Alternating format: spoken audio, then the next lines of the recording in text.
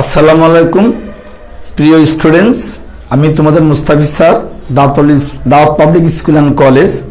আজ তোমাদের ভয়েস চেঞ্জের উপরে আমি কিছু তোমাদের রুলস শেখাবো। তোমরা একটু আমার এই ভয়েস চেঞ্জ আরও গতদিন ক্লাস নিয়েছিলাম অ্যাসার্টিভ সেন্টেন্সের উপরে।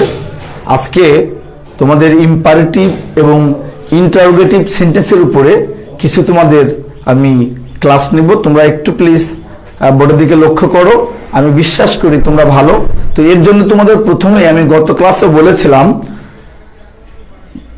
এর জন্য মেইন হচ্ছে টেন্সের স্ট্রাকচার। তোমাদের যে টেন্সের গঠন আছে এগুলো যদি তোমরা ভালো করে আয়ত্ত করতে পারো তাহলে ভয়েস চেঞ্জের রুলসগুলো যখন আমি বলবো তখন তোমাদের জন্য এটা শেখা ইজি হয়ে যাবে। তো ধন্যবাদ।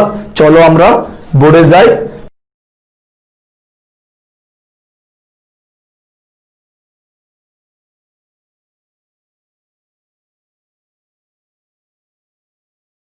Let's go. আমরা এখন বোর্ডে যাচ্ছি। দেখো এখানে তোমাদের 6-7 এর জন্য ভয়েস চেঞ্জ আজকে ইম্পারেটিভ সেন্টেন্স।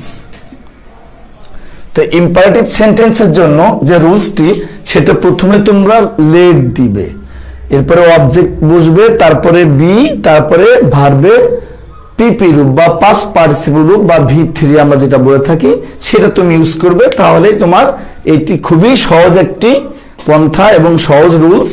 এটা সহজেই তোমরা দুই একটি করলেই বুঝে যাবে। কিন্তু যদি কোনো জায়গায় নেগেটিভ বাক্য থাকে তাহলে লেট নট দিবে, এরপরে অবজেক্ট দিবে, এরপরে বি, তারপরে ভার্বের 3 নম্বর রূপ। তো প্রিয় শিক্ষার্থী বিন্দু, তোমরা এখন একটু প্লিজ বোর্ডের দিকে লক্ষ্য রাখো। এখানে আছে, আমি আগেই বলেছিলাম যে ভয়েস দুই প্রকার, active voice and passive voice. তো আজকে আমরা অ্যাক্টিভ থেকে প্যাসিভ করব। সকলে আমরা এখন লক্ষ্য করব, এখানে আছে ওপেন দ্য ডোর। তো open the door imperative sentence. দেখো এখানে আই, ইউ, হি, সি, কোনো সাবজেক্ট নাই। সো এখানে এটা হচ্ছে উজ্জ আছে, এটা হচ্ছে ইম্পারেটিভ সেন্টেন্স। তো সেই ক্ষেত্রে আমরা open the door, let the door be open. খেয়াল করো এখানে লেট আছে, আমি লেট বসিয়েছি। এখানে দ্য ডোর অবজেক্ট ছিল, এখানে চলে এসছে late the door, let the door B opened, late the door, let the door be open, O-P-E। এটা ভার্বের 3 নম্বর রূপ। সর্বদা প্যাসিভ ভয়েসে V3 বা ভার্বের পাস্ট পার্টিসিপল রূপ হয়। ধন্যবাদ। তারপরে আমরা আবার দেখব open the door, let the door B opened. এখানে আবার আমি দিয়েছি ডু নট ওপেন দ্য ডোর। তাহলে এটা আছে ডু নট। ডু নট থাকলে লেফট নট বসবে, অবজেক্ট বসবে, বি বসবে, V3 বসবে। এখানে এই অংশটাকে আমরা অবজেক্ট বা যাই বলি। এইটা হচ্ছে সহজ একটি রুলস যে যেটা ডু নট থাকলে লেট নট হবে, তারপরের অংশটা হবে, শেষে যাবে বি, তারপর হবে ভার্বের 3। তাহলে এখন আমরা দেখব এখানে ডু নট থাকলে কি হবে, let not, let not the door, let not the door be, let not the door be, এই যে V3 ওপেনের 3 নম্বর রূপ opened, let not the door be opened। ঠিক তেমনি shut the door, let the door be shut, write your name, let your name be written, do not catch the ball, let not the ball be caught, do not play football at noon, let not football be played at noon. এগুলো খুবই সহজ, তোমরা এগুলো খুব ভালোভাবেই বইয়ের রুলসগুলো দেওয়া আছে। জাস্ট আমি একটু হালকা ডিসকাস করলাম। তোমরা এটা আবার বাসায় দেখবা, আমাদের অ্যাডভান্স লার্নার্সের মধ্যে এই রুলসগুলো সুন্দরভাবে দেওয়া আছে। 103 থেকে 113 পৃষ্ঠার মধ্যে আমাদের 6-7 এর যে 6 এর বইয়ের ভিতরে এগুলো দেওয়া আছে। আর 7 এ যারা, তাদের আরেকটু আগের পেজগুলো খুঁজলে তোমরা এগুলো পেয়ে যাবে। ধন্যবাদ। এখন আমি যাব ইন্ট্রোগেটিভ সেন্টেন্সে। এই সেন্টেন্সটা একটু জটিল প্রক্রিয়া, বিভিন্নভাবে আমরা এটা শেখাতে পারি। তো আমি আজকে তোমাদের একটি সহজ পন্থায় এই ভয়েস চেঞ্জগুলা আমি শেখাবো, তোমরা একটু দেখো। ধন্যবাদ সবাইকে। দেখো ইন্টারোগেটিভ সেন্টেন্স হচ্ছে প্রশ্নবোধক বাক্য থাকতে হবে, সেক্ষেত্রে হ্যাভ ইউ ইটেন রাইস, এখানে দেখো একটা অক্সিলারি ভার্ব আছে। তো এইটা প্রথমে এটা কিন্তু তোমার মনে রাখবে যে এইটা ধরবে হচ্ছে এইটাকে, তাহলে হ্যাজ রাইস, তাহলে হ্যাভ রাইস এখানে আছে, আমরা ফার্স্ট ধরবে লাস্টকে, এই সূত্র আমি এখানে ইউজ করতেছি। Have you eaten rice.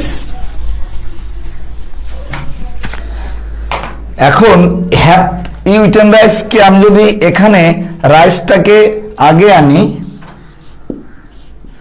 তাহলে এর আগে আমার আছে হ্যাভ, তাহলে এটাকে যদি ধরে তাহলে হ্যাভ রাইস, হ্যাভ তো রাইস হয় না, কারণ রাইস তো থার্ড পারসন সিঙ্গুলার নাম্বার। তাহলে হ্যাভ থাকলে আমাকে এখানে হ্যাভ না দিয়ে আমাকে দিতে হবে প্যাসিভ ভয়েসে কি, এটা হচ্ছে অ্যাক্টিভ ভয়েস, এটা হচ্ছে প্যাসিভ ভয়েস। তাহলে হ্যাজ রাইস, হ্যাজ কেন হলো, যেহেতু হ্যাভ রাইস হয় না, যদি থার্ড পারসন সিঙ্গুলার নাম্বার হয় তাহলে সেই ক্ষেত্রে হ্যাভ না দিয়ে হ্যাজ দিতে হয়।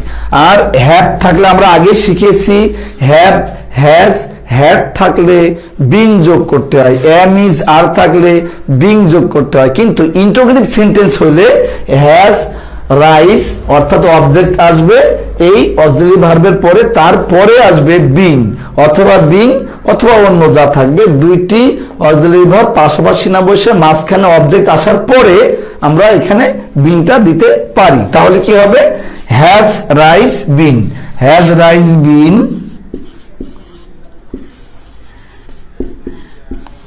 Eaten by you.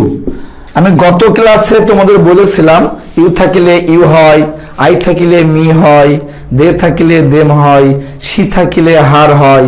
তো এগুলো বইয়ে দেওয়া আছে, এগুলো তোমরা আর একটু দেখে নিও। 6 এবং 7 যারা আছো তাদের লেভেলের এই ভয়েসিংগুলি খুবই সহজ, বইয়ের রুলস দেওয়া আছে, তোমরা আরো একটু লক্ষ্য করলে সহজ হবে। এখানে যেহেতু বইয়ে দেওয়া আছে, আমি একটু ব্যাখ্যা করলে তোমাদের এগুলো খুবই সহজ হবে। আমি বিশ্বাস করি তোমরা অনেক ট্যালেন্ট, অনেক ভালো, তোমরা পারবে, অবশ্যই পারবে। Thank you, let's go. দেখো এখানে has rice been eaten by you, এখন এটা এই ধরনের যদি থাকে ডু,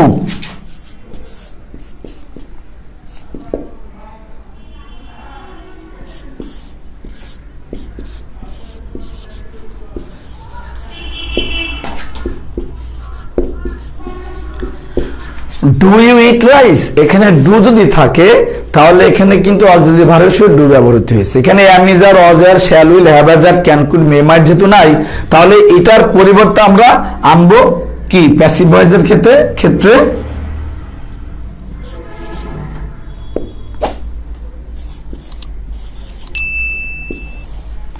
আগেই বলেছিলাম ফার্স্ট ধরবে লাস্টকে শর্টকাট নিয়মে। তাই যদি হয় তাহলে এখানে প্রথমে আসবে ডু থাকিলে ইজ, আর যদি ডিড থাকে তাহলে আসবে হয় ওয়াজ, না হলে war.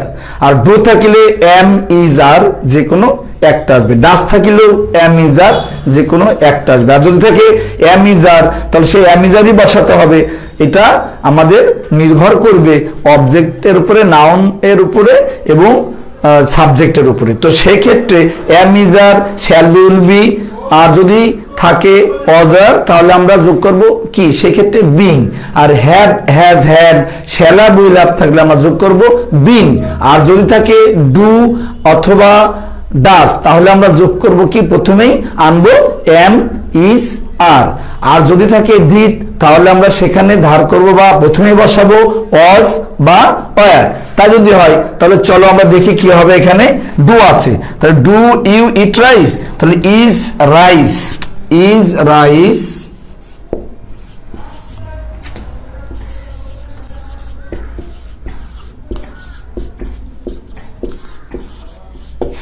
Is rice eaten by you, তাহলে আমরা ডু থাকলে ইজ দিব, ঠিক তেমনি ডিড থাকলে ডিড ইউ ইট রাইস, তখন কি হবে ডিড ইউ ইট রাইস। দেখো ডিড ইউ ইট রাইস হলে কি হবে,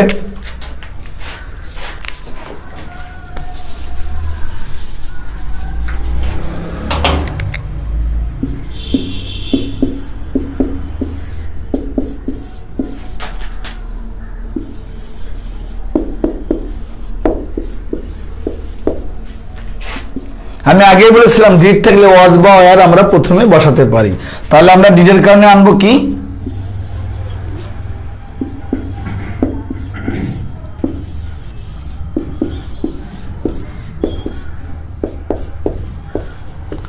was rice eaten by you। এখন এখানে ওয়ার কখন হবে, যদি এখানে প্লুরাল থাকে তাহলে এখানে আমরা ওয়ার দেব। আবার এখানে আমরা যদি হ্যাভ কখন দেব, এখানে হ্যাভই হতো, যদি এটা রাইস না হয়ে এখানে যদি ম্যাঙ্গোস থাকতো তাহলে কিন্তু আমরা এখানে হ্যাভ দিতাম। যদি এখানে ম্যাঙ্গোস থাকতো তাহলে প্লুরাল হলে হ্যাভই হতো, যেমন have mangoes been eaten by you. যদি এখানে ম্যাঙ্গোস যদি তা হতো প্লুরাল, তাহলে কিন্তু আমরা এখানে হ্যাভ আছে, এখানে হ্যাভ হতে পারতো। তাহলে হ্যাভ আর হ্যাজ নির্ভর করবে এটা সিঙ্গুলার না প্লুরাল। যদি হয় এটা সিঙ্গুলার তাহলে হবে হ্যাজ, যদি হয় এটা থার্ড পারসন সিঙ্গুলার নাম্বার হলে হ্যাজ, আর আই ইউ বা প্লুরাল হলে সেক্ষেত্রে হবে হ্যাভ। তো এগুলো তোমরা বোঝো, তারপর আমি একটু ডিসকাস করলাম। তো ধন্যবাদ। এখন আমরা ওয়াজ রাইস ইটেন বাই ইউ, এখানে জিজ্ঞাসা চিহ্ন দিতে কিন্তু কেউ ভুল করবে না, কারণ ইন্টারোগেটিভ সেন্টেন্সের এখানে জিজ্ঞাসা চিহ্ন হবে, এখানেও হবে, আর এখানে ওয়াজ আর ওয়ার হবে ডিডের কারণে। এখানে হ্যাভ আর হ্যাজ নির্ভর করবে এর উপরে, আর হ্যাভ আর হ্যাজ থাকলে যে বিন হয় সেটা কিন্তু হ্যাভ বিন এক জায়গায় না দিয়ে দুটো একটা মাঝখানে অবজেক্ট আসার পরে আমরা বিন দেবো। ঠিক তেমনি এম ইজ আর থাকলেও এম ইজ আর প্রথমে বসিয়ে তারপর অবজেক্টিভ বসিয়ে তারপর তোমরা বিং যোগ করবে। ধন্যবাদ। তাহলে was rice been eaten by you, তাহলে অ্যাক্টিভ ভয়েসে আমরা যদি এটা দিই, প্যাসিভ ভয়েসে দিব এইটা। ধন্যবাদ। এখন আরো একটি নিয়ম আছে, হু থাকলে কি হবে, সেক্ষেত্রে আমরা দেখো কি করব।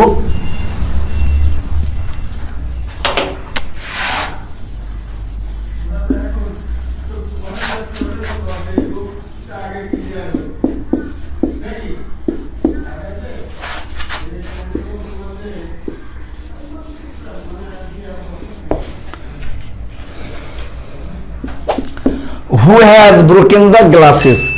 Who has broken the glasses? এখানে আমি যেটা বলবো, হু থাকিলে বাই হুম হয়, আবার বলি হু থাকিলে বাই হুম হয়। তাহলে এখানে আমরা বাই হুম দিব, এরপর দিব বাই হুম,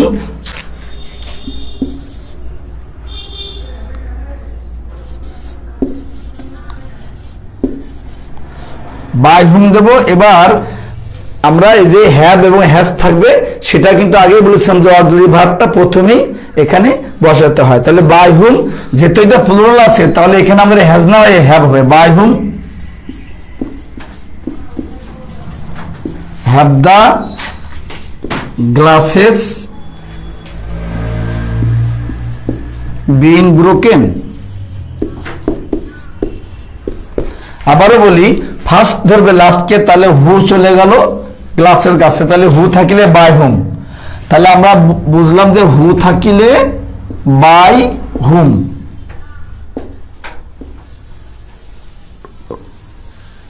হু থাকিলে বাই হুম হবে, হু থাকিলে বাই হুম। ইন্টারোগেটিভ সেন্টেন্সের ক্ষেত্রে আবারও বলি হু থাকিলে বাই হুম। তো who has broken the glasses, তোমরা সবাই খেয়াল করো, who has broken the glasses, by whom have the glasses been broken. এখানে একটা বিষয় লক্ষণীয়, যদি এখানে গ্লাসেস না থেকে গ্লাস থাকতো তাহলে কি হতো, বাই হুম